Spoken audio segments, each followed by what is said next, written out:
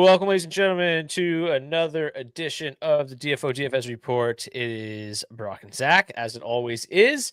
Apologies for being a little bit late. We had a work meeting that was actually supposed to go until 5 p.m. So we're here a little bit earlier than I actually anticipated, which was nice. But massive 12-game slate on our hands today. We're not going to waste too much time. Let's dive right in so we can hopefully cover everything you need to know about today's slate. So let's dive right in with the goaltenders. We've got Logan Thompson starting for the Washington Capitals, likely to be one of the more popular goalies on the slate tonight. Dan Vladar for the Calgary Flames. It'll be Elvis Merzlikins for the Columbus Blue Jackets, Jake Ottinger for the Dallas Stars. We've got Jeremy Swayman for the Boston Bruins, most likely up against Anthony Stolarz for the Maple Leafs. We got Sam Montembeault confirmed for the Montreal Canadiens. It's likely to be Frederik Andersen for the Hurricanes. It's Ukko-Pekka Luukkonen expected for the Sabres. Unclear who starts for the Ducks without John Gibson available. Expect to see Lucas Dostal. Sam Ersson will start versus Alex Nedeljkovic. It'll be Ilya Sorokin versus Igor Shesterkin. Got Andrei Vasilevsky projected to start for the Tampa Bay Lightning as they host the Edmonton Oilers, who will go with Stuart Skinner. It'll be Philip Gustafsson, who will start for the Minnesota Wild, who will be without both Kirill Kaprizov and Joel Eriksson. Tonight, you got Cam Talbot going for the Detroit Red Wings. Jordan Binnington confirmed to go for the St. Louis Blues, likely going to see Joey Decord for the Seattle Kraken. Usually Saros likely to start for the Nashville Predators. It'll be Spencer Knight for the Florida Panthers. And in the final game of the evening, we've got Karel Vejmelka versus Arvid Soderblom. Pretty jam-packed slate, everything kind of in between 7 and 9 p.m. Eastern Standard start time. So going to be a lot of action throughout the night. Let's dive right in. Zach, we'll start with the first game. We've got the Washington Capitals and the Calgary Flames. Games that we don't really like because we're kind of short on time. We will skip through rather quickly. But let's get into this Washington-Calgary game. Pretty good matchups on both sides here, specifically the top lines for each side. The top line for the Capitals, best matchup for them. Top line for the Flames, best matchup for them. Take a look here at the underlying metrics. The Capitals back to using that top six that we've been accustomed to seeing from them throughout the course of the season. The top six that did a lot of damage early in the season. All grade out really, really well offensively. The top line for the Flames, doesn't grade out tremendously well, but pretty interesting line nonetheless. Nazem Kadri's played pretty well. Jonathan Huberdeau has played very well, and then Matt Coronado kind of back in the mix. Also, the top power play unit, they fully correlate on that top power play unit. For them tonight, they do have the 10th best power play advantage on the slate. The problem is their power play has been struggling, 25th overall over the last 10 games, but they do run into a Capitals PK that struggled. So kind of an interesting spot here, I think, for Calgary one. When we take a look at this game as a whole, nobody really grades out tremendously well, but like I said, both teams' top lines have pretty good matchups. 11th best overall for Washington 1, 13th best for Calgary 1. Washington 1 drawing a decent chunk of ownership, 6.1%, which is fairly high on this slate. The ownership is fairly balanced out. You take a look here, 6.1% is the sixth highest owned line on the slate. So let's start there, Zach. What are you thinking about with Washington 1? Grade 8 is chasing down Wayne Gretzky day by day here. With Dan Vladar getting the start, are you a little bit more interested in Washington 1 tonight? Yeah, I definitely have some interest there. I mean, Ovechkin just had a hat trick against the Edmonton Oilers over the weekend there. 13 goals away, as you mentioned. I think this is a pretty good spot here for this Capitals top line. 20 maxing for me tonight, so I'll be getting there with some Washington 1. Won't be going too crazy, but I'm comfortable getting around the field here. 5-10% for full stacks.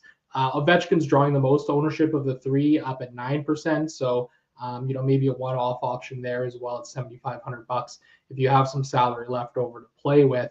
I don't mind going there at all. I think I'm okay sprinkling in a little bit of Washington 2 at like 5% as well. They grade out really well here in this spot. The line stats for these three guys have been really, really solid.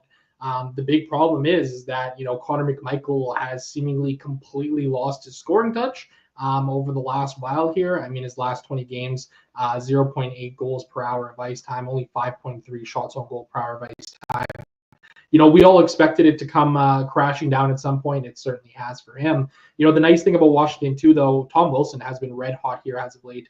Over his last 20 games, 1.9 goals per hour of ice time. So I like the top six here for the Washington Capitals for sure. The Calgary side of things, it feels a little bleaker for me. Really tough matchup going up against a high-owned goaltender in Logan Thompson. This is a guy who's been obviously tremendous all season long and great in his career against Calgary too. Going up against his hometown team, 4 wins in 6 games played, 239 goals against average, a 932 save percentage. The Flames just continuing to struggle to score as a whole here. So I've got a little bit of interest in this top line here. At 5%, Connor Zary looks like a decent one-off option at $3,700. A little bit of shot volume there for him as of late, but I don't think I'll be going much more than that on the Flames tonight. Yeah, it's a Flames team that for the most part has struggled to score on the road this season. They struggled to score pretty much everywhere, but on the road specifically, it's been a lot worse. They are sixth lowest scoring team on the road this season. So yeah, I got a lot of interest in Logan Thompson tonight, so I'll probably be staying away from the Flames for the most part. And I agree with Washington. I'm definitely going to have them in the mix here. I think that the top line feels like the better play overall, but you do get some really nice value here on Washington too. Just 14,900. They grade out, in terms of lines that are under $15,000, they are the second best among them. So pretty good value, I think, on that line. We've seen this line have plenty of success so far this season, maybe not so much as of late, but that the scoring touch is certainly there. And this is a line that can get going. So I prefer Washington 1, but obviously there's a lot to like, I think, about the value you get from Washington 2. In terms of the power play for the Capitals, it's a little bit better, 7th best.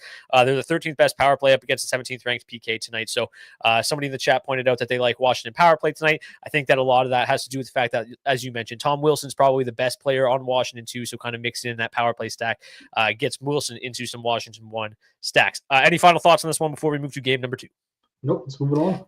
The Blue Jackets will host the Dallas Stars. The Stars are pretty sizable road favorites tonight, minus 185, 3.6 implied total. One of the highest totals on the night. And Dallas is definitely an interesting team tonight. The top 9, all with really, really good matchups. The line that interests me specifically, I think, is Dallas 2. We've seen them look pretty good with the addition of Michael Granlund. Their underlying metrics are really, really solid. They've also been playing a lot more than the Hintz-Robertson duo, but both these lines have really, really strong offensive metrics, very similar as well. Matchup-wise, again, pretty similar, a little bit better for Dallas too. But the reason I like Dallas too so much in this spot is that they're just really, really cheap. They're not very expensive at all, just 14,400. So I just mentioned that Washington 2 is the line under 15K that ranks second. The top line under 15K is Dallas 2. Marchman just 4,500, Duchesne just 5,500, and Granlund just 4,400. Not really seeing a lot of ownership at all either. So, if you're looking for a value line to pair with maybe one of these more expensive lines, I think Dallas 2 is really interesting. They grade out really well. They're not very expensive, and the ownership is super, super low. Dallas 1 obviously has played a lot better as of late, right? The second half of the season has been much more kind to guys like Jason Robertson, Rupe Hintz. The price tag is a little bit more expensive. With Maverick Bourque up there, they haven't maybe been quite as talented offensively, but still not a whole lot of ownership coming in on the Dallas side of Dallas top line either. Take a look at the slate as a whole. Dallas grades out pretty well, right? The Blue Jackets have really struggled to keep the puck out of their net. I mean, they haven't struggled to keep the puck out of their net, but they've struggled at defending. The expected goals against is one of the highest on the slate at 2.96 expected goals against per 60 at 5v5. So really nice spot for a Dallas team that's just super good at 5v5. The Dallas power play has been rolling as of late as well. They're the third best power play overall over their last 10 games. They have the fourth best power play advantage. So I think there's a lot to like about this Dallas side of things tonight. I think there's plenty of value over there and really not all that much ownership at all. Yeah, and that's the reason why I'm so intrigued here for the Dallas Stars side of things. Great shout on Dallas 2 here. They're definitely my favorite one of the bunch as well. Projecting for just 3.7% ownership as the 8th best line to target overall. I mentioned Mason Marchman in my value plays article, which I just linked in the YouTube comments here, as one of my top value plays on the wing here today. He looks to be in a great spot here tonight. The Stars as a whole seem to be in a really good spot. I'm definitely going to be north of the field on Dallas 1 and Dallas 2 here as well. I think I'm comfortable getting up to around 10% of each of these lines.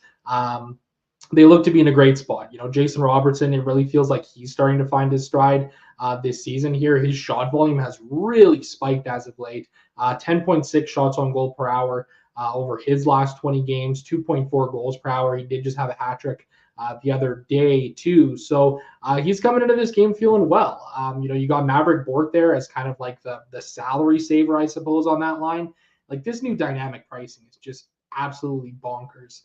Really surprising to see Bourque at $4,300, but I also think it's kind of keeping some of this ownership away from the Dallas Stars side of things. So don't mind getting different here and getting to some of these Dallas stacks on this slate here tonight. The Columbus side of things, it feels a little tougher to get there for me. I think if I had any interest, it would probably be coming in around that top line. I don't mind the idea of a Fantilli Voronkov mini stack or something like that here tonight. I'm just not sure if I'm going to be getting to a ton of the Blue Jackets, even though they are on home ice. Yeah, yeah. I think there's a couple issues here for the Blue Jackets. One, obviously, just a tough matchup, and then number two, the pricing is just outrageous on them. Right, Voronkov 6,500, Fantilli 6,900, Marchenko 6K. It's just way too much money to pay in this spot, in my opinion. So I'm not all that interested. Their matchup is basically average on tonight's slate. I think the price tag is just way, way too high.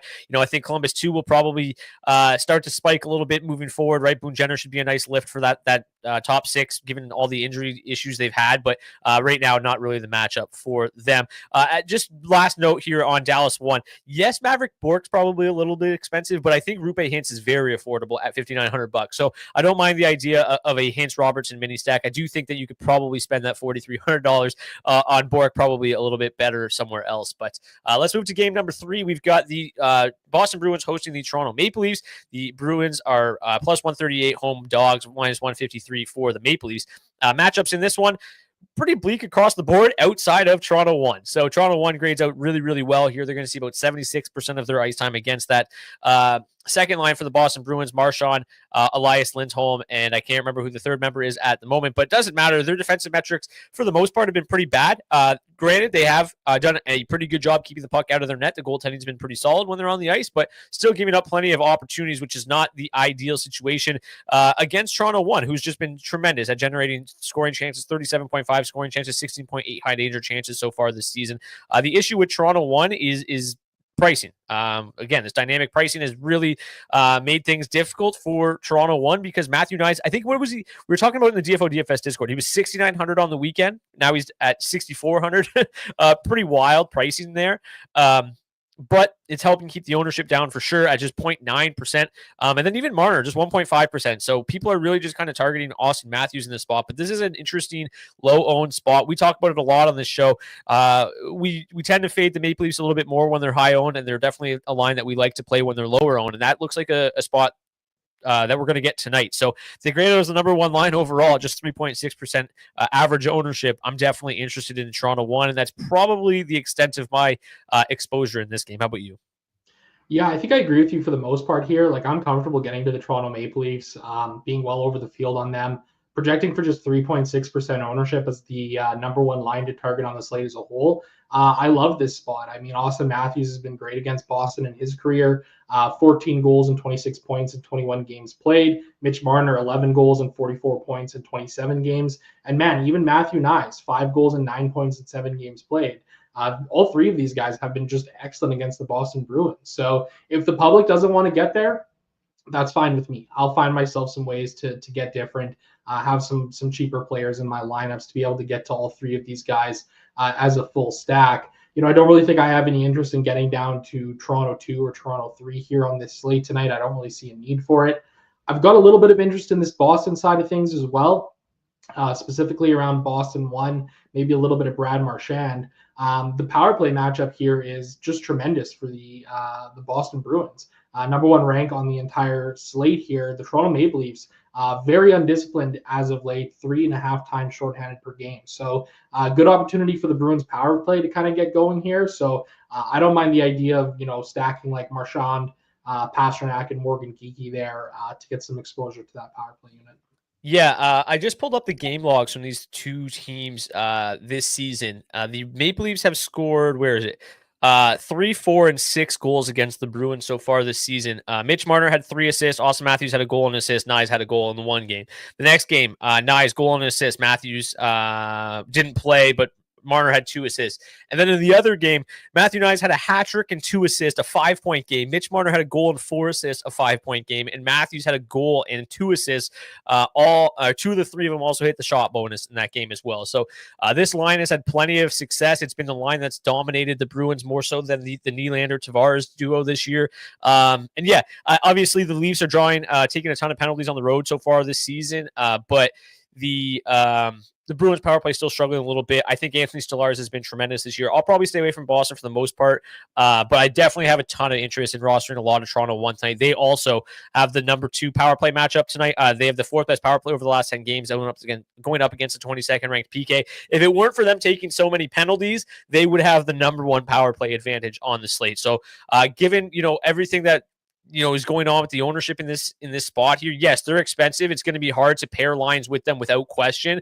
I think that I'll probably be, mini stacking these guys more often than not. I think it is a little difficult to get to Nyes at $6,400. But man, if he nukes another game like he did against them earlier in the year, he's going to easily pay off that salary, and he's basically nobody's playing him. So really like this spot for Toronto 1 in this game. Montreal hosts the Carolina Hurricanes, minus 210 road favorites for the Hurricanes. I'm going to bring up their lines because they are really kind of searching for it right now. The Mikko Rantanen experience so far hasn't been great, and they're really shuffling things up tonight. You're going to have Taylor Hall, Sebastian Aho, Jackson Blake together. You're going to have Svechnikov, Roslovic down the middle, and Rantanen on the second line, and then the familiar Martinook, Stahl, Seth Jarvis on the third line.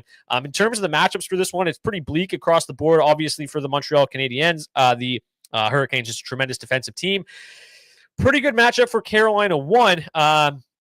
Decent matchup for Carolina 2, not so much for the third line. Lowest event game of the night. So probably not a game that I'm going to get to a ton, but I do think it's pretty interesting just given look at these new lines, especially this top line for Carolina just being $16,000. I think that makes them obviously super affordable.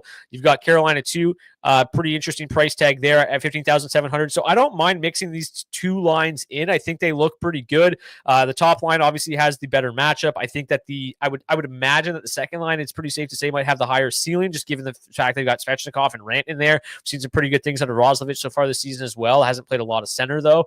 That line grades out 40th best, so obviously not ideal. A lot of that is just kind of minutes based, right? Like they spread out the ice time quite a bit here. The underlying metrics not great for really any of the top 6 lines here for the Hurricanes. So I want to be interested in Carolina here. I think the pricing is interesting for sure. You've got a Montreal team that's really struggled defensively. So I'm probably going to buy into the Hurricanes here. I don't know if it's going to work out, but I think that they're just so easy to get to in a pretty good matchup.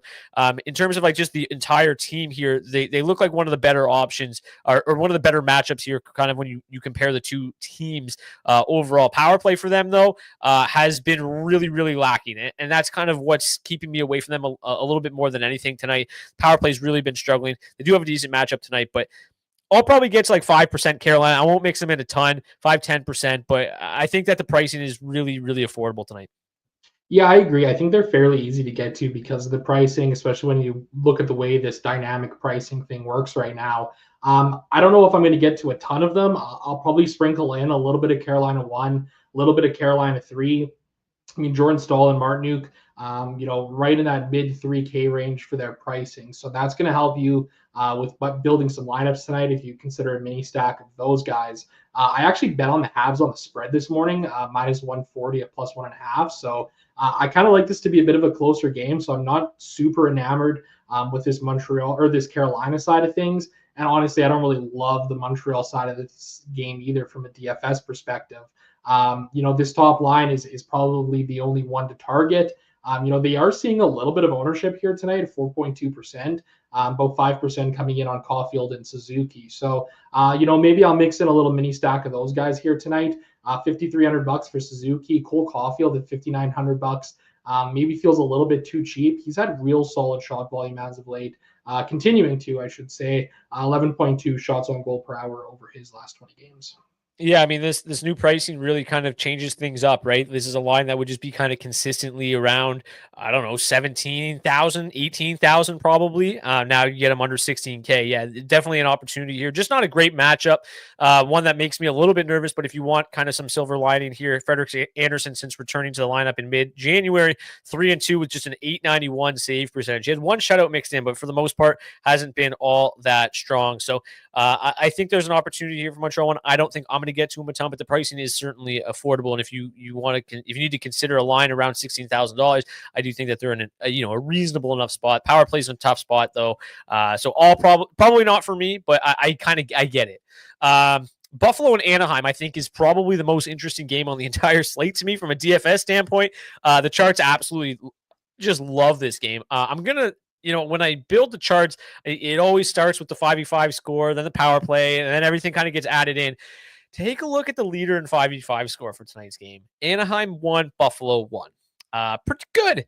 Why is that the case? Well, they're going to see a lot of each other, and they both suck defensively. So they're both really, really bad defensively. The matchups are great on both sides. Horrendous defensive metrics on both sides. Really, really good offensive metrics. So this could turn into a bit of a track meet matchup here. I really think it's an interesting spot. It's the only two lines to even really strongly consider from either side. I do think that Anaheim 2 and Buffalo 2, you could have conversations about.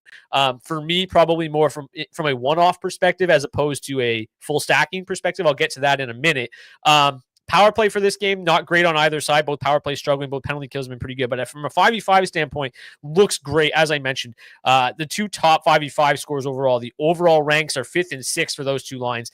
Buffalo 1, Peterka, Kulich, and Thompson have been great together, as I mentioned here a minute ago. The underlying metrics are insane, but what's most insane is the fact that they've scored 8.3 goals for per 60 as a trio. Obviously, Kulich is a great shooter. We know Tage Thompson is an elite shooter. Peterka, good setup, man. Like, this line has worked really well together. The matchup is obviously great. So I'm interested in Buffalo 1 without question. Anaheim 1, on the other hand, we've seen them be pretty successful throughout the course of the season. Their price tag is always pretty reasonable. I think we've learned on this show, when they're chalky, fade them. When they're not, play them. And it's worked out more often than not. I'm probably not going to play much Ryan Strome, but Frank Vetrano at 6,600, Troy Terry 5,700, especially paired up with Jackson Lacombe, who's one of the best value plays in the blue line at $4,200, I think makes a lot of sense. So I have a lot of interest in both of these top two lines. Definitely full stacking Buffalo 1, probably a little bit of a mini with Vetrano and Terry from Anaheim. That being said, I do think that Mason McTavish is also a strong play. If you want to go to the second line of the Ducks, he's only $5,000. He's been playing much better as of late. Maybe it's a McTavish Jackson Lacombe mini stack as he correlates on that top power play unit with him there. Not seeing a lot of ownership.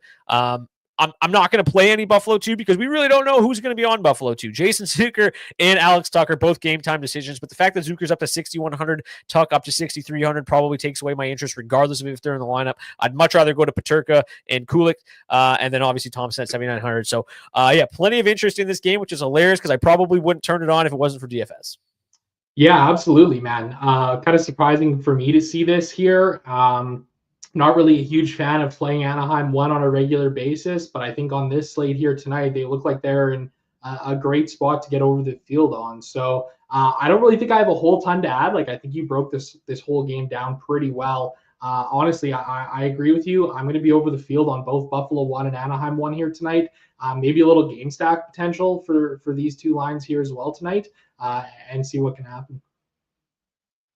Yeah, Frank Vetrano, last 10 games, 6 goals, 2 assists. He's been really, really solid. Troy Terry's been kind of on a bit of a heater since Christmas. He's been really, really solid. 16 points in his last 18 games. So that's a duo that's had success. We know how good Jackson Lacombe can be. Just kind of does a little bit of everything. And then Buffalo 1, 8.3 goals, 4 per 60. What more need I say? Okay. Let's get to Philadelphia and Pittsburgh. This is one that I probably am not going to talk a whole lot about. It's got the low total. The Flyers are just so good defensively that it's probably not going to draw a ton of my interest. The matchups here on the Pittsburgh side of things really, really bleak. They will get Brian Rust back, so you will have Ricard Raquel, Sidney Crosby, Brian Rust back together. We know how good that trio has been. The matchup here, they're going to see a ton of that Noah Cates line, about 50% of their ice time. That Noah Cates line, really, really good defensive metrics this season. They've been awesome. The Crosby line's obviously been great, but by and large, this game is not one that has a lot of my interest. I think it's really difficult on a night-to-night basis to pinpoint which one of these Flyers lines is going to have success. More often than not, it's kind of just a little bit of everybody. I think that before we used to be able to sit here and be like, okay, these specific players are the go-to players for the Philadelphia Flyers. It hasn't really been the case as of late, right? We haven't seen the Travis Konecnys and the Owen Tippetts put forth these massive DFS performances. and John Tortorella just loves this Noah Cates line. So I'll probably play some of this Noah Cates line because they're not going to see a lot of ownership. They've been unbelievable. They're only $13,000, and the matchup for them is quite good. They're going to see a lot of that Sidney Crosby line, which we know hasn't been great defensively. So at $13K, I'll probably mix them in a line if I need a super cheap line. I think that just given how cheap they are, given the fact that they do now are starting to see more and more power play usage, and the fact that just John Tortorella uses them like crazy. They're projected to lead the team in ice time at 29% of the 5v5 ice time. So that's probably the only route that I'm going to go on the flyer side of things. Like I said, the Penguins, pretty bad matchups. The underlying metrics here are really, really good as a whole. It does stick out without question, but for the most part, this is a team that's really struggled to convert on a lot of these expected goals that they've created as of late. And then you got the Flyers PK being pretty solid as of late as well. I just think that there's not a whole lot to this game. You see both power plays really struggling, 21st and 22nd ranked power plays. So two of the worst on the night. Just not a whole lot for this game. Yeah, I think I agree with you here on this game, especially from the Philly perspective. I'm comfortable getting to some Philly one here tonight. Noah Cates had him as an honorable mention in my DFS value plays article tonight. $4,200. It's kind of hard to find good cheap centers who play a lot, and well, he's a good cheap center who is going to play a lot. And the truth is both him and Tyson Foerster have had success against the Penguins in their careers. Foerster 4 goals and 6 points in 7 games played. Noah Cates 3 goals and 5 points in 7 games. The rest of this lineup, I'm not really sure how much I can get there. I know there were some people talking in the DFS Discord today about maybe a little Philly too. A Kuzmenko, Travis Konechny mini stack. I mean, Kuzmenko at $6,500 feels absolutely gross to me. I don't know if I can get there. In the same breath, over the last 20 team games, he's got 1.7 goals per hour of ice time. So he's finding some ways to score here early on in his time in Philadelphia. I'm not sure if I'll be getting there tonight. This Pittsburgh side of things, I think I want to have a little bit of interest in the top line there. I don't necessarily know if I will get there, but I do like the idea of getting down to Pittsburgh 3 here tonight on this slate. I bet Kevin Hayes' shot prop over today, 1.5. Him and Bunting look like a pretty solid mini stack option. Hayes, real solid shot volume from him over the last 20 games, 9.6 shots on goal per hour. Michael Bunting still finding ways to generate offense and generate looks. Little snake bitten lately, just shooting 9% versus 12.8 on the season as a whole. Still generating 1.2 individual expected goals per hour of ice time. The one thing about Bunting, though, in 11 games played against the Flyers in his career, he does have 5 goals and 9 points as a whole. So he's found some ways to generate offense in the past there. I don't mind them as a little mini stack option tonight. This game was in Pittsburgh, but it's worth mentioning the Penguins did beat the Flyers 7-3 earlier in the season. Sidney Crosby had a goal and 3 assists. Rickard Rakell had a goal and 2 assists, and Brian Russ had a goal and an assist in that game. So that line has found success against the Flyers. I think it is a little bit easier at home when they can avoid going up against that Noah Cates line very often. So I'm probably steering clear tonight, but they have found some success against them at times this year. The Islanders and the Rangers, another game with a little bit of a higher total here, 3.1 implied total for the Road Rangers. You got the Islanders at plus 101, 3.0 implied total there. Matchups for this one, pretty good on both sides. Both teams kind of struggling defensively, which isn't much of a, isn't nothing new for either one of these lines. You take a look at these two teams overall, the expected goals against numbers as a team, not great as of late. So yeah, I think that this game is pretty interesting. I don't know where to go, really. That's the issue for me. I don't think that it's really a game that's drawing much ownership either, though. So we can definitely pick our spots. Let's pull up this game here really quickly. Nobody grading out tremendously well. So despite having good matchups, the offensive metrics kind of leave a little bit to be desired. The Islanders top line is drawing a fair bit of ownership. One of the highest on lines on the slate. Anders Lee, Bo Horvat, Anthony Duclair, just 15,300. Pretty easy to see why people are getting there, right? You've got the really good matchup here. They're going to see a lot of that JT Miller, Artemi Panarin trio. And that's a line that's, small sample size so far, but the underlying metrics are horrendous defensively. So yeah, I could see why you would want to get to New York 1. Their underlying metrics are solid, slightly above average on this slate. Without Matt Barzal, they've definitely taken a bit of a dip, but they're super cheap. Really nice matchup tonight. They just got to be able to solve Igor Shesterkin. That's I just don't know where else to go in this game. The Rangers lines are just so gross that it's hard to have a lot of interest here. Maybe you play a little bit of Panarin, Miller, Lafreniere, but Will Cooley, Zibanejad, and Smith. I talked about them a lot earlier. That's a line that's doing great things. They're just not converting at all. So I don't know if this is really the game in which they will start to convert, but they're obviously there if you want to pay $13,900 for basically a 0% owned line. Their underlying metrics are great. It feels like they're probably going to have an explosion game eventually. I don't know if this is the one. So for the most part, probably steering clear of this game. I might mix in a little bit of New York 1, but not a whole lot. Before I get to you, Zach, I just want to bring up the power plays here, 18th and 12th ranked power plays tonight. Yeah, I think for me, like I'm going to be keeping the ownership fairly low here. I don't really love getting to a ton of this Islanders side of things, though I can see why the public is getting there, especially on that top line. I think I might be comfortable getting to 5%, maybe 10% of that Islanders top line, maybe some one-off pieces that way. You could probably put me in for 5%, New York 1 and New York 2. The numbers are fairly solid, and even all of these guys individually have fairly good projections here tonight on this slate. So I don't think I hate getting there. I just don't think it's a spot to kind of go too crazy on. The pace score is fairly high in this game, 99.9. I just have a bit of a hard time seeing it kind of live up to the expectations in terms of it being a high scoring game tonight. But in the same breath, like I said, some of these projections are fairly solid for these top six Rangers. Just trying to pull up their previous meetings so far this year. What have we got? Only one game back in November, 5-2 Rangers win. That night, it was a 3-assist night for Mika Zibanejad. Pardon me. Artemi Panarin had 2 goals in that game. Not probably a whole lot to take away from that one. Okay, let's move on to the whatever game number we are on. But we've got the Tampa Bay Lightning hosting the Edmonton Oilers, probably the most exciting game on the slate. 3.3 implied total for the Lightning, 3.2 for the Oilers. So super exciting game here. Zach, you can speak to it better than anybody. As an Oilers fan, the Oilers have come out of the Four Nation break. How would you? What word would you use for them so far? Dog shit. Okay, I was gonna say sluggish, but dog shit is fine. It's been a bit of a struggle bus for the Oilers coming out of the break. As a result, they are gonna just continue to kind of shuffle things about. You've got Arvidsson, McDavid, Hyman on the top line tonight, put Coles in, Draisaitl and Savoy on the second line, Janmark, Nuge, and Connor Brown on the third line. Dog shit is, I think, pretty fair. And then on the flip side, you've got a Lightning team that kind of went into the break playing very, very well and has come out of the break playing very, very well.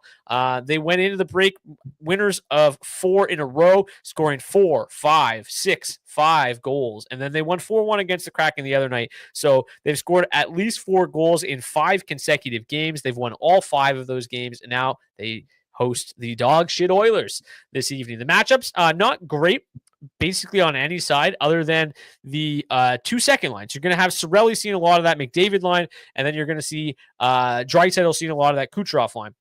A Kucherov line, obviously, really, really good offensive metrics, but they do give up their fair share at the other end. So if I'm going to play anybody from the Oilers side of things tonight, it is the Leon Draisaitl line. Draisaitl, I've said it a lot this year. Like he's outplayed McDavid for most of the season, and yet he's kind of been cheaper the entire season. And that's the case again tonight. McDavid is 8,400, which is, I think, the cheapest I've ever seen him. But Draisaitl is only 8,200, so super easy to get to. His 2 wingers are outrageously cheap as well. I don't think I'm going to get to a ton of Edmonton tonight, but I do think that if I'm building around the Oilers, it's probably going to be mostly Edmonton too.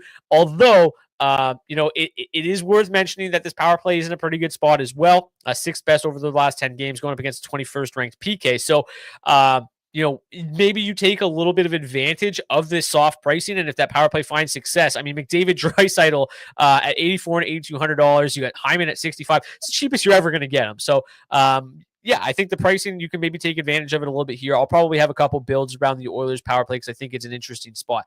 I do still have more interest on the Tampa Bay side of things. The Lightning top line grades out 3rd best overall. They're $21,900, which is actually quite affordable for them as well. Braden Point, just $6,300, which is crazy cheap. It's literally one of the best goal scorers in the league.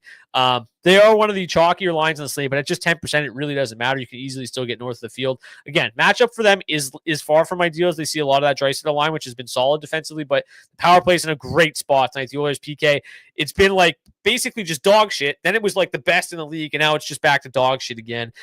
So really good spot for the Lightning power play tonight. Before I get to you, Zach, because I'm sure you have lots of thoughts about this game. Bit of shuffling around here. They're going to go with 11 forwards, 7 defensemen, which bodes well for this top line of the Lightning as well. You're probably going to see a little bit of double shifting for guys like Kucherov, maybe Point, maybe Gensel as well. And then they fully correlate again on the top power play unit with Victor Hedman and Brandon Hagel. We saw kind of those funky power play units heading into the break. They're back to a little bit more normalcy here. So a lot to like about the Lightning side of things tonight, but I'm certainly going to be taking advantage of the Oilers pricing, which I'm assuming you will also be doing, Zach. Yeah, I definitely will be. I'll be in on the Oilers here as I usually am. I'm a little bit more tepid about the Oilers right now. Really disappointing 2 games here coming out of the Four Nations break. I wrote about it earlier this morning at OilersNation.com, so you can go read about it whenever you want to. Connor McDavid just really hasn't looked like himself this season. His production is down. Just visually watching the games, he seems a little bit off. I don't know if there's an injury lingering or an illness that's really kept him down here for quite a while. One thing that I did notice, though, is that, his assists per hour rate has dropped by full assists per hour since last season, which directly coincides with Zach Hyman's goals per hour rate dropping by a full goal from last year. Hyman obviously was tremendous last year, 54 goal campaign, another 16 in the playoffs. He just really hasn't been able to find that same pace this season, which really shouldn't come as a huge shock. I mean, he's shooting 13% on the season this year, and over his career prior to last year, he shot 12.5%. So the Zach Hyman we're kind of seeing right now from a goal scoring perspective is kind of the Zach Hyman that he's been throughout his career, and it's definitely hurt McDavid this season, I think.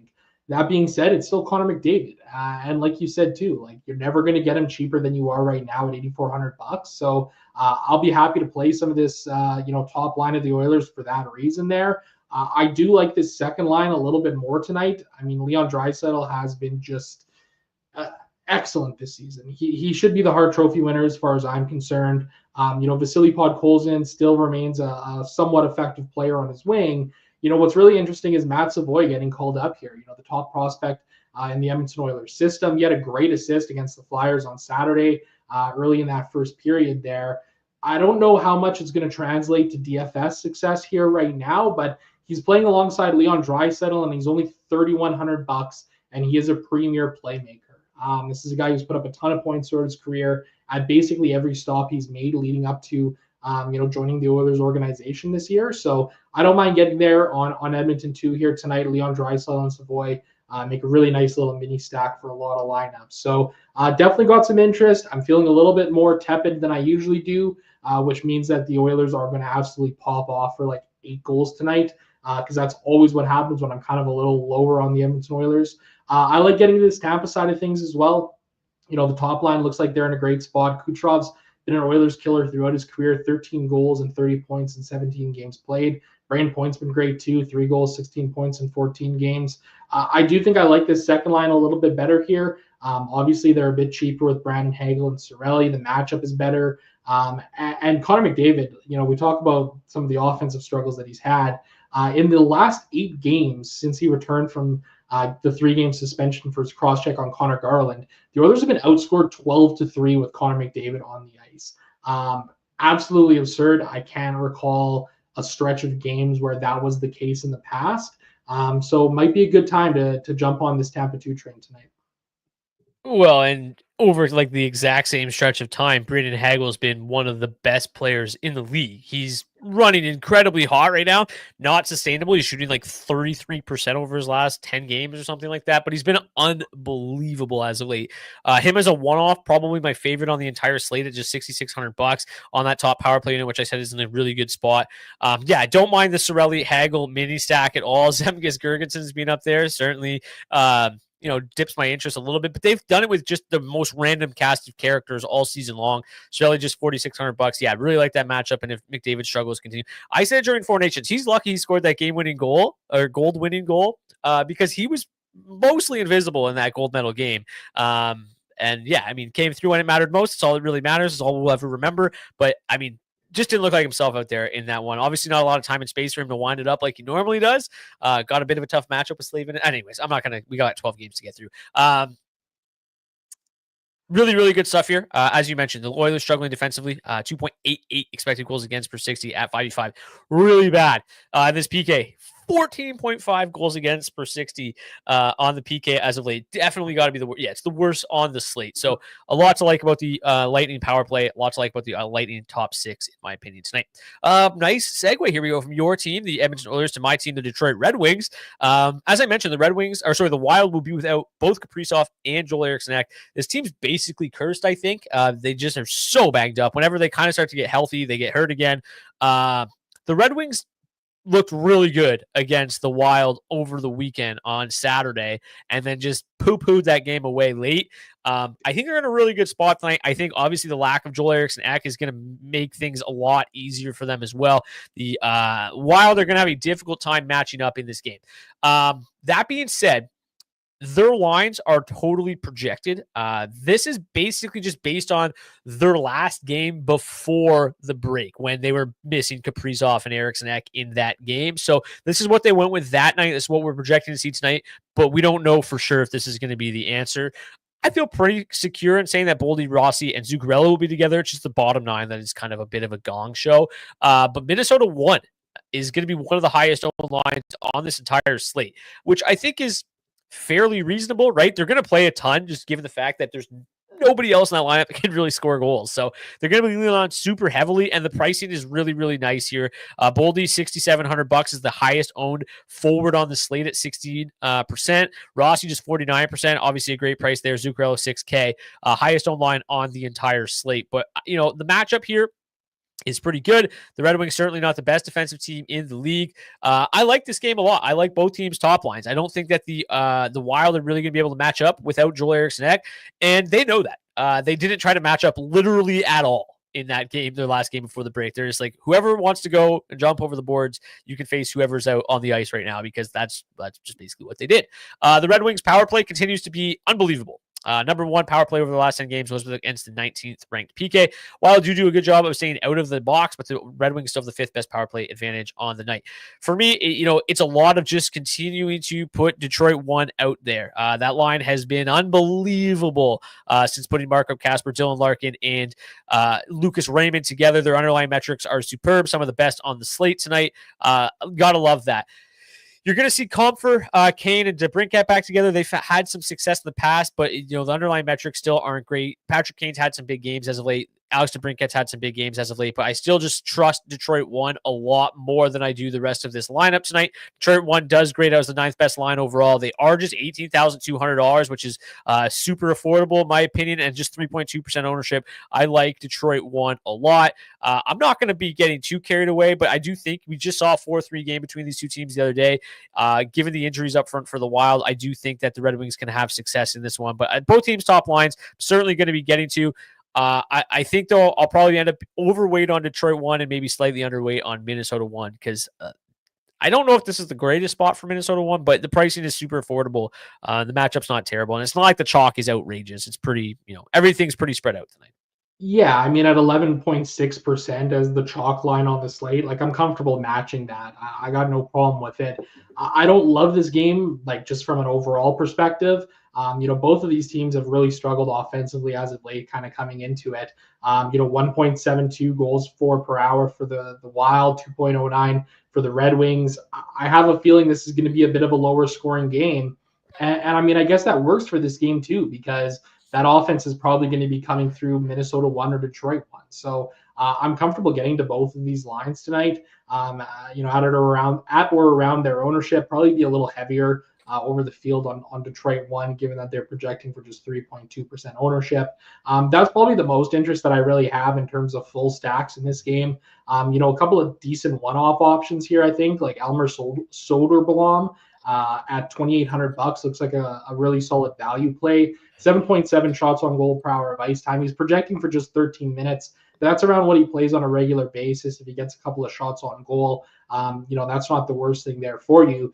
When we look at his new dynamic pricing, like, we're really not finding any players playable in the 3K range on a regular basis. So A guy like Soderblom kind of pops out tonight here. Will Cooley pops out. Frederick Gaudreau, as we can see here in the value rankings for the forwards. So I think I'll be getting there in those ways here tonight, but I don't think it'll be anything too crazy or heavy over the field. Yeah, I agree. Like you take a look at the team metrics here. The Wild really struggling offensively.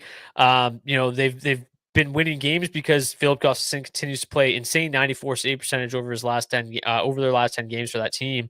The Red Wings though, maybe a little bit snake bitten.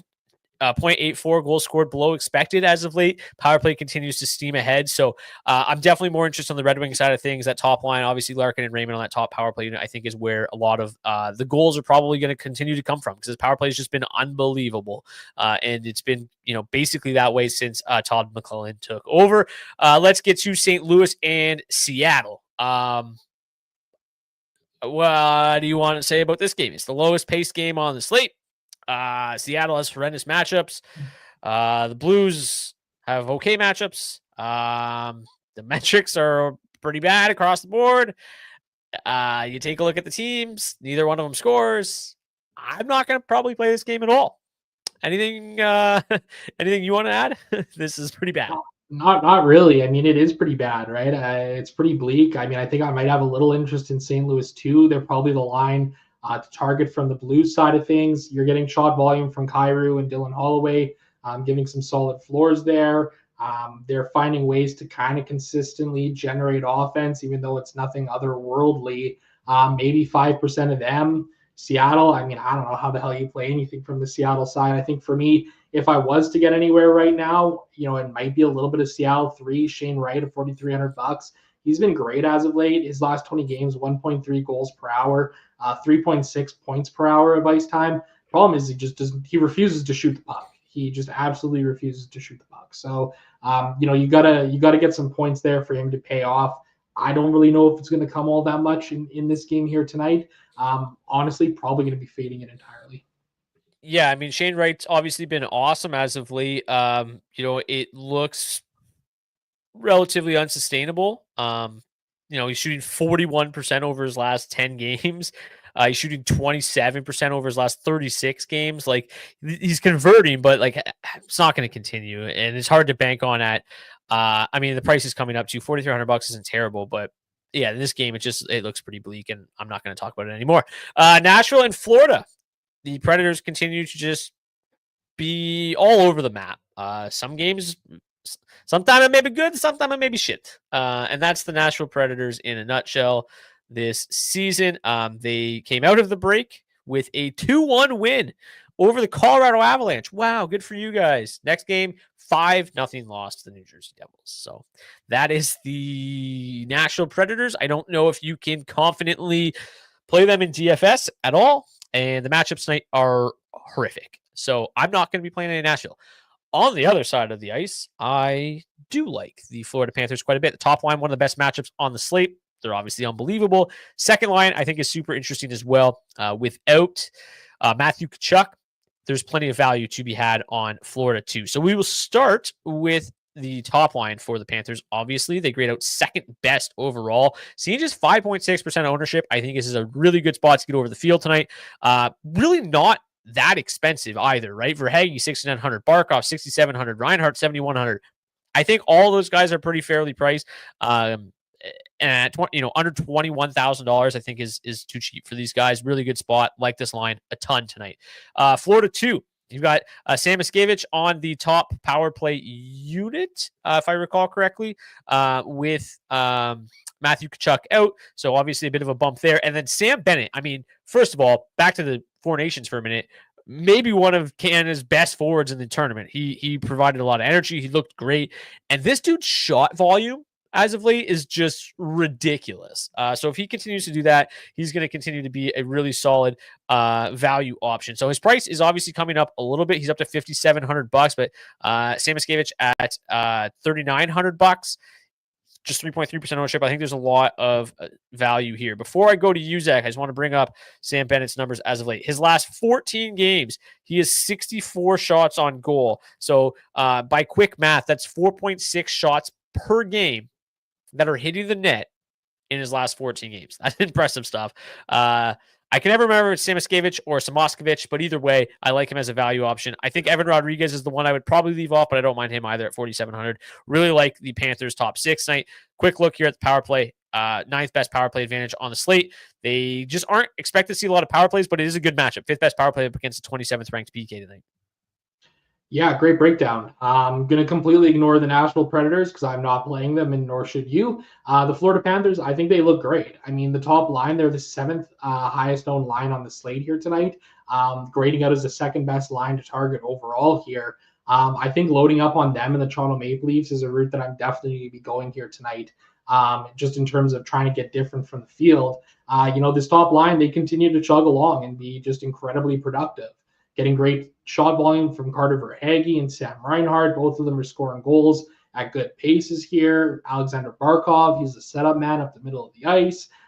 This second line, I think I'll be getting there too, man. I mean, I love this shot volume here from both Mackey and Sam Bennett. Mackey 10.6 shots on goal per hour over his last 20. Sam Bennett 13.6. Both of these guys, a little snake bitten here as well. Mackey 0.3 goals per hour over that time versus 1.4 individual expected. Sam Bennett 0.9 goals per against 1.5 expected. So there's a lot of room for these guys to score some goals here. And it looks like they're in a great spot to do so tonight. So a lot of love here, a lot of interest in this Florida Panthers side of things. I'll be well over the field on both of these top two lines. Quick update. Sam Bennett actually power play 1, Sam Moskowitz on power play 2 as of last game. Sam Bennett slided into the Matthew Tkachuk role. But yeah, Sam Moskowitz at $3,900 remains a strong play given the ice time and still on power play 2. Final game of the night. We made it in 51 minutes. We've got Utah and Chicago. The Utah Hockey Club minus 258 home favorites. 3.9 implied total is the highest on the slate. So naturally, you're going to see plenty of ownership coming in on the Utah Hockey Club this evening. The second line is going to be the fourth highest projected own line tonight. The first line is the fifth highest projected own line on the slate. So, I think to me, it's still a lot of, especially with Logan Cooley back in the mix, a lot of the top line, I think, has the much higher ceiling overall. But Dylan Guenther is just a tremendous play. If you want to one-off him, if you want to include him in Utah, like kind of onslaught stacks, I think that's fine. I still prefer that top line. Their underlying metrics, though, not quite as good as the second line. So it'll probably have a fairly even balance of Utah 1 and 2 with maybe a slight edge to Utah 1. But Dylan Guenther going to be one of my highest owned players tonight. He's just such a good play at $6,900. But the top line for me is interesting just because they're super cheap. It seems not cheap, but like they seem affordable for this matchup. 7,200 for Keller is maybe a little pricey, but Cooley at just 6K, Schmaltz at just 5,700. I think feels really nice. So I like getting to a lot of Utah tonight. They're one of the higher owned lines in slate, but they're still only like projected for 6% overall. So matchup wise, it's outstanding. The underlying metrics numbers are really, really good. And then the power play, has been solid. Granted, to the Blackhawks credit, the penalty kill has been pretty good as well. But yeah, it looks like a really good spot here for the Utah Hockey Club. Really struggling to score at 5v5 as of late, but the expected goals for numbers are still really strong. So should see some positive regression. This is a good matchup for that to happen. I'm interested. I also think that we'll get to it again in a minute here when we talk about the defenseman. But Sean Durzi at just $4,200 has looked really good since returning to the lineup. One of the better value plays on the blue line. So a lot to like about the Utah Hockey Club tonight. I probably won't get to too much Chicago, but the top line is going to be Bedard, Frank Nazar, I think, and Tyler Bertuzzi. So we saw them play together a little bit recently, and they've had some success. But I don't love the matchup here, really. And I think that I much prefer playing Chicago 1 when Ryan Donato is up there with his great shot volume. So without him, I think there's just, it's a 12-game slate. I just think that there's a lot better places to go than Chicago tonight. But Utah, it's got a lot of my interest. Zach, over to you. Yeah, I agree with you here. Really like to look at this Utah side of things. I wrote up Barrett Hayton as one of my value plays today, and I'm just trying to pull up the article quickly because, man, he's been just absolutely on a heater here as of late. In his last 20 games played, he's got 8 goals and 15 points, taking 9.7 shots on goal per hour of ice time. In his last 10 games, he's averaging 7.5 DraftKings points. He had a 37-point game the other night with a hat trick. He's been just great as of late. So for me, I got a lot of interest in the second line. of Utah, mainly around Hayton and Gunther. I'll probably mix in a little bit of Carconi here and there, but I've also got some interest in this top line as well. Like I can understand why this ownership is coming in. I'm going to be comfortable getting over the field on both these top six lines here for the Utah Hockey Club. We got to talk about the goaltenders for the Chicago Blackhawks because Soderblom and Mrazek have found ways to keep them in tight hockey games all season long. Soderblom has not had much success. Granted, the 3 games that he's played came while they were still the Arizona Coyotes last year, but it was 4 goals against, 2 goals against, and 7 goals against. So 3 games played, 502 goals against average, 866 save percentage. Just another reason for me to kind of really be in pretty heavy here on this Utah side of things. I don't know if I'll get there on this Chicago side here tonight, to be honest with you. I've played a little bit of Bedard and Bertuzzi here as of late when they've been together. Doesn't necessarily feel like the greatest spot here. For these guys, I really do like Karel Vejmelka tonight at $8,200 as a goaltending option. Let's get to the defensemen and the goalies now. Defenseman value. So as I mentioned, I really like Sean Durzi at $4,200. Same price. I also really like Jackson Lacombe, $4,200. 2 of the highest owned, projected highest owned defensemen tonight. Second and fourth highest overall.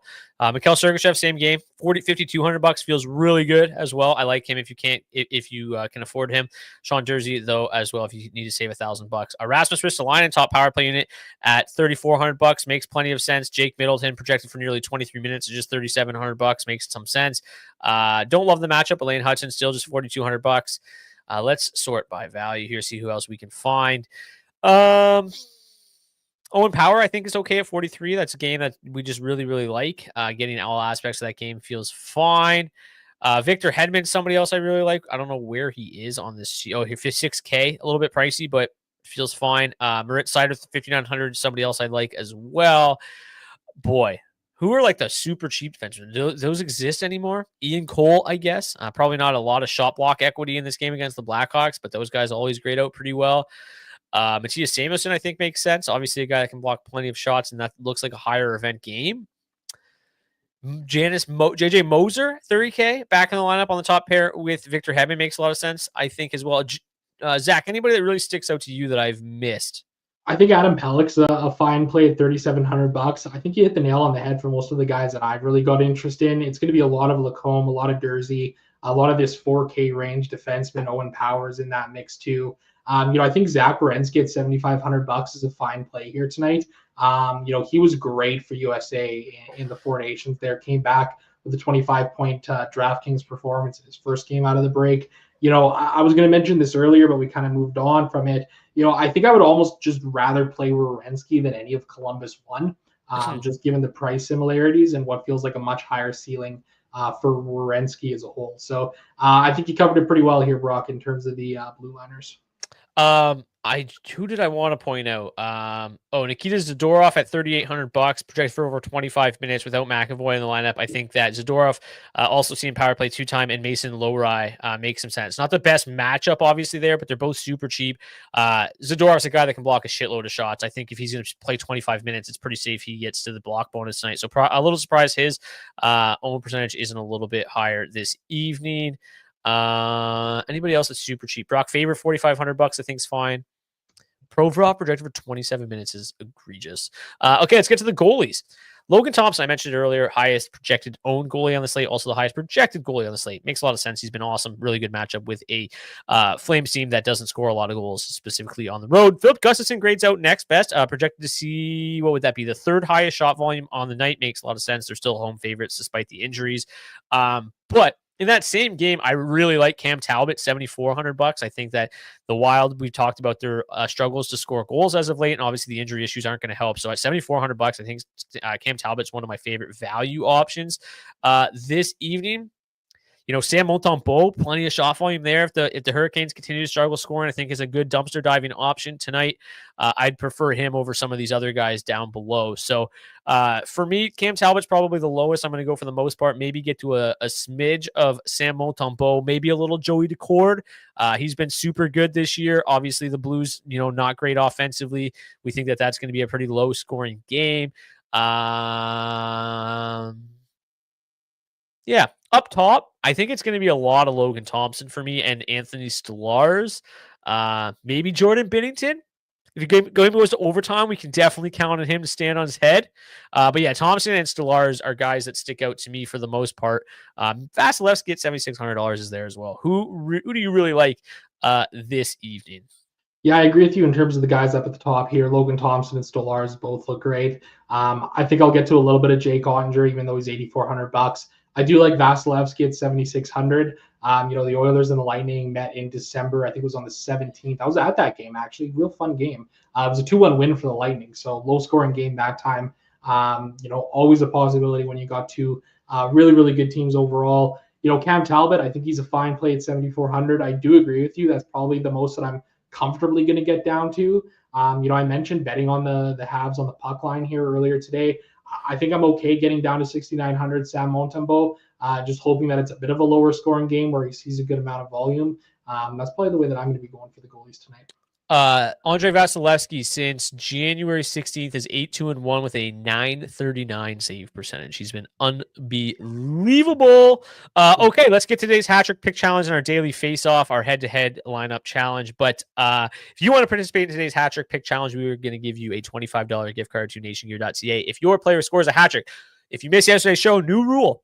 If a hat trick is scored tonight and nobody picks them, we will raffle off a $25 gift card to anybody that submitted a hat trick pick. So just get your hat trick picks in. Even if your guy doesn't score, you still could have a chance tomorrow if nobody picks tonight's hat trick pick winner. Again, people still have to score a hat trick. It doesn't happen every night, but we've seen a lot this year. So we don't want to be not giving them away when people score hat tricks. So we're going to give them away regardless now. Zach, you won yesterday's DFO head-to-head. Very tight matchup. You beat me by 4 points. Who's your hat trick pick tonight? Gonna go with Jason Robertson of the Dallas Stars. Just been red hot as of late here. Like the matchup against the Blue Jackets tonight for him. I am gonna go with Austin Matthews, most expensive player on the slate. Really going off the board here, but we saw him get pretty snake bitten towards the end of that Four Nations tournament. Thank God. Hopefully he can come back out of the tournament with a big game tonight. I just really like that top line of Toronto in a really nice spot. Low owned, number one line in target. Give me Austin Matthews. Again, if you want to participate in today's hat trick pick challenge, drop your hat trick pick in the comment section of the video, not the live chat, and we will get to it tomorrow. Okay, today's daily face-off head-to-head. Zach, as I mentioned, won yesterday. Took a 33-32 lead on the season. Zach, what do you got tonight? Started with Utah 2, the mini stack of Barrett Hayton and Dylan Guenther. Ended up finding a way to get Sergachev in there for a little correlation. All three correlate on the top power play unit, so I like that there. Obviously, had to get some Edmonton Oilers in the mix here. Mentioned liking the second line with Leon Draisaitl and Matt Savoie. Dallas 2, they look like they're in a great spot here tonight. Matt Duchene, Mason Marchment. Welcome to the team, fellas. Jackson Lacombe for a little exposure to that Anaheim-Buffalo game. And then went with Philip Gustafson in net. Highest value goaltender on the slate here. Don't necessarily love it as a whole, but I think he's a good pick tonight. Yeah, my lineup I was building during our work meeting before, and I was a little bit distracted. And for the entirety of the meeting, I had Buffalo 1 in my lineup. And then by the time things ended, I looked and I'm like, okay, yeah, this is fine. I had no Buffalo 1. So I will be getting to plenty of Buffalo 1 tonight, but just apparently not in my head-to-head. I ended up going with a full Utah 1 stack instead. I got Sean Dursey in there. He correlates with them at 585 a little bit, and then obviously with Cooley on that second power play unit. I just think the value is too good to pass up. I went with a Lacombe and Mason McTavish mini stack. I mentioned that a little bit earlier in the show. They correlate in the top power play unit. McTavish has been playing well, gets a bump up to the second line tonight, and Lacombe's just too cheap. Then I went with Bennett and Sam Moskovich as a mini stack from the Florida game. Really like that mini tonight. And then Anthony Stolarz at 7,900 between the pipes. I think I had 8K left, and I passed up Gustafson for Stolarz. So that's going to do it for today's DFO DFS report. Thank you guys so much for tuning in. As always, we have over 1,200 live viewers right now. If you're watching on YouTube, make sure you smash that like button. Also, if you're watching on YouTube, shout out to our friends at rotogrinders.com for providing projected ownership for today's show. Really levels up the show. If you want to get $20 off your first month of RotoGrinders Premium, you can do so by clicking the link in the description of the video on YouTube. Again, smash the like button while you're there. And if you want to join the DFO DFS Discord, a community that is growing every single day, we got all the late breaking news, so you don't miss a thing. I remember seeing yesterday, Aiden Hill was still 2% owned in one of the bigger contests, and despite not starting, if you were in the Discord, you probably would have at least pivoted to Ilya Samsonov. It would not have worked, but you would have at least made the pay. You would have been as mad at 10:30 p.m. When the game started. You would have been pissed later, but yeah. So join the Discord. We got a lot of good stuff in there. A lot of smart people. We're always just talking DFS. Got some other channels as well. So yeah, we'll see you guys back here tomorrow. I think there's a 3-game slate tomorrow. It's gonna be great. But really fun 12-gamer tonight. Best of luck. Hopefully you return with more money in your bankroll tomorrow than you had tonight. I'm Brock Seguin. We've got Zach Laing here as well. We'll see you back here tomorrow. Until then, cheers. Cheers.